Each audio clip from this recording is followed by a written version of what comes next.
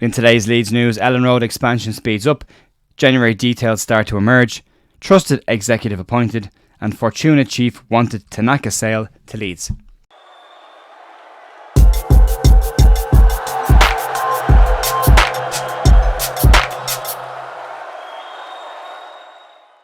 Morning folks, Ger here on the 30th of November, Thursday morning, after a fantastic 3-1 win for Leeds United last night. 3-1 win for Leeds United last night. Struggled in the first half a little bit. Weird first half, very weird, sloppy first half, but very, very good and professional second half, getting the job done. The review of the game will be in the podcast this week, which we're going to record later on today, and that should be out on the channel tomorrow for everybody to have a look at. So we're not going to cover it today. In terms of news today, there's a little bits floating around, some interesting pieces. So we'll start off with the expansion plans around Elland Road and where we are and what the latest is with that. According to Football Insider, normally I would say take that with a pinch of salt, but as it's not related to a transfer, that's related to the stadium. Slightly different. But anyway, according to Football Insider, they are saying that key officials in Leeds United are now moving forward to speed up the plans to reinvest money and improve Elland Road. Earlier this month we heard information that plans had been drawn up for the improvements to the west stand and south stand for Elland Road in the initial phases of this. Parag Marathe has also said publicly that Leeds favour a maintaining of the atmosphere of Elland Road over the new bowl-shaped design that most clubs are moving towards, and that will be a major consideration in design plans for the west and south stands. The plan for those stands is to be built around the existing stands as to not lower the capacity during that construction phase as well. It's estimated to cost in and around 100 million, or in slightly in excess of 100 million pounds for the work to be done, and Leeds will hope to get that work started as quickly as possible. The rumour is that if Leeds do get promoted straight away next season, that work on these grounds should start pretty much immediately.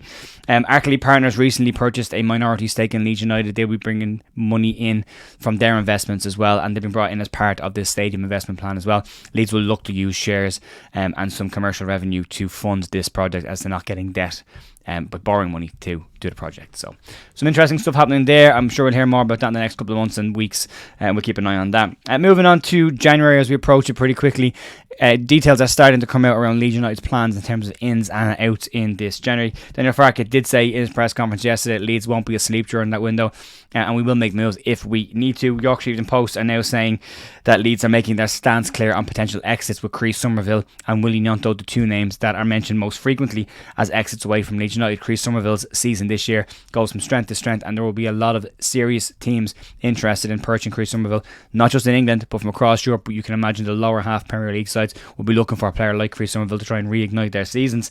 According to what Yorkshire Evening Post, they're saying that Leeds' stance on Somerville and Gnonto has not changed, and Leeds will not be allowing either player to leave in January. It would be crazy to see Leeds allow any player to move away from the club in January, given the season we're having so far and given what is on stake in the next couple of months as well. Also in the article, it points out that Leeds in fact have a decent budget behind the scenes, so if they did need to make one or two permanent moves, they're in a strong position to do that, as well as utilising the loan market system, which Angus Kinnear has already talked about Leeds planning to use this January. Leeds have 2 vacant spots in their loan allocation so far, and are expected to fill those if they can.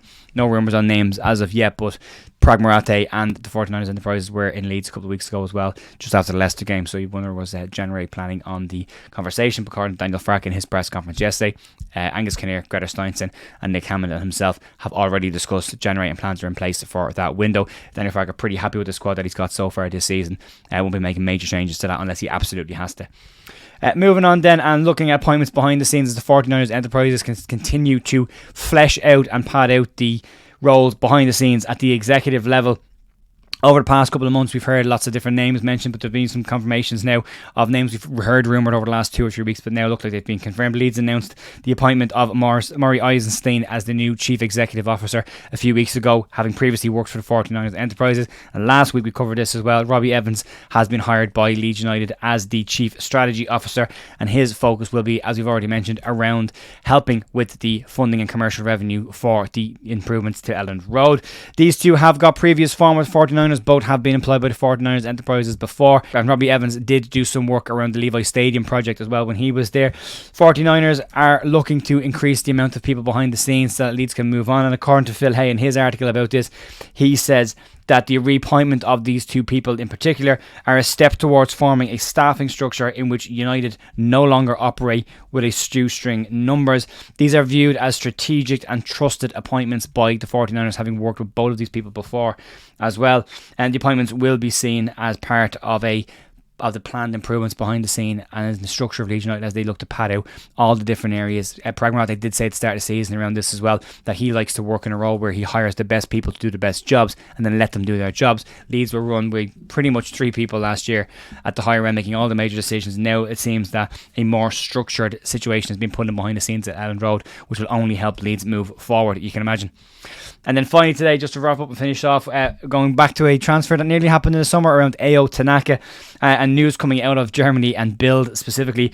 They are claiming that Dusseldorf sporting director actually wanted to sell Ao Tanaka to Leeds, but unfortunately for him, the move never happened as Leeds never submitted a formal bid. According to German publication, Leeds decided against a official offer for the player as they had some doubts around the player's ability and whether he could do it at the level Leeds needed to. Tanaka is valued at $2.5 million, and that is the fee that Leeds would have had to pay had they decided to go ahead and buy the player, which is very cheap.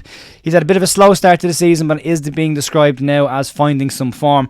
But in the article it points out that Leeds, instead of making the official offer for Ao Tanaka, decided instead that they had enough with Glenn Kamara, Ethan Ampadu, Ilya Gruev and Archie Gray in their midst and didn't need to add another player to it. It might be something Leeds revisit in January, maybe not Tanaka but another midfielder in that role as well to try and bulk that area up as well.